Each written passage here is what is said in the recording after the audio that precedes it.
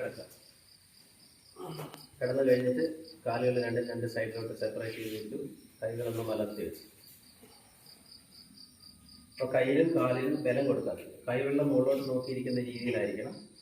എന്നാൽ അതേസമയത്ത് ആ വിരൽ വലിച്ചു പിടിക്കുകയോ ബലത്തിൽ മടക്കി പിടിക്കുകയോ ഒന്നും ചെയ്യേണ്ട. നാച്ചുറലി അതെങ്ങനെ ഇരിക്കുന്നോ അങ്ങനെ തന്നെ ഇരിക്കും. നാച്ചുറലി ഒരു കേൾഡായിട്ടായിരിക്കും ഇരിക്കുന്നത്. ചെറിയൊരു വളവ് കാണും വിരൽ, അതങ്ങനെ ഇരിക്കും. വലിച്ചു പിടിക്കരുത്. അപ്പോൾ ഒരു ബലവും കൊടുക്കാതെ വെറുതെ അതോടെ വെച്ചേക്കുക. കണ്ണ് അടച്ചു പിടിക്കുക. കാലുകൾ തമ്മിൽ പരസ്പരം മുട്ടാതിരിക്കുക. സെപ്പറേറ്റ് ആക്കി വെക്കുക.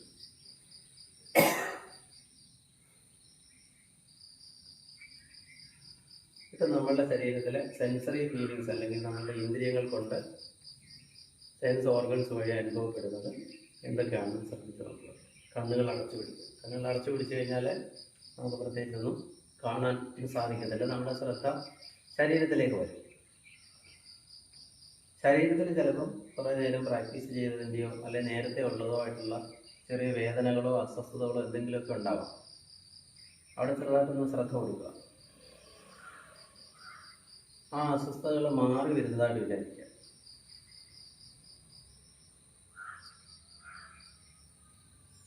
റിലാക്സ് ചെയ്ത് കിടക്കുന്ന നമ്മുടെ ശരീരത്തെ കാലിൻ്റെ വിരൽ തൊട്ട് തല വരെ മനസ്സുകൊണ്ടൊന്ന് കാണാൻ വേണ്ടിയിട്ട് ശ്രമിക്കും. കാലിൻ്റെ വിരലുകളെ ഇടത്തെ കാലിലെ വിരലുകൾ മനസ്സിൽ ഒരു പിക്ചർ പോലെ, ഒരു ചിത്രം പോലെ കാണുക. വലത്തെ കാലിലെ വിരലുകൾ മനസ്സിലൊരു ചിത്രം പോലെ കാണുക. കാലുകളൊന്നും ചലിപ്പിക്കേണ്ട ആവശ്യമില്ല. കാലുകൾ നമ്മൾ അനക്കുന്നില്ല. കാൽ പത്തികൾ രണ്ട് മനസ്സിൽ ഒരു ചിത്രം പോലെ കാണുക. കാലിൻ്റെ കുറ്റിയുടെ ബാക്ക് സൈഡ് തറയിൽ സ്പർശിച്ചിരിക്കുന്നു. ആ സ്പർശനം നമുക്കറിയാം. അതിന് മുകളിലോട്ട് നമ്മളുടെ കാഫ് മസിൽസ്, അതായത് കാലിൻ്റെ വണ്ണ തറയിൽ മുട്ടിക്കിടക്കുന്നു, അതറിയാൻ പറ്റും.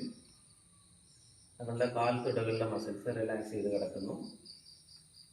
കാലിന് മുട്ടുകളിലൊന്നും ബലം കൊടുത്തിട്ടില്ല. സാധാരണ അങ്ങനെ കിടക്കുമ്പോൾ നമുക്ക് കാലിന് മുട്ടിന് ബലം പിടിക്കണം. അവിടെ വളരെ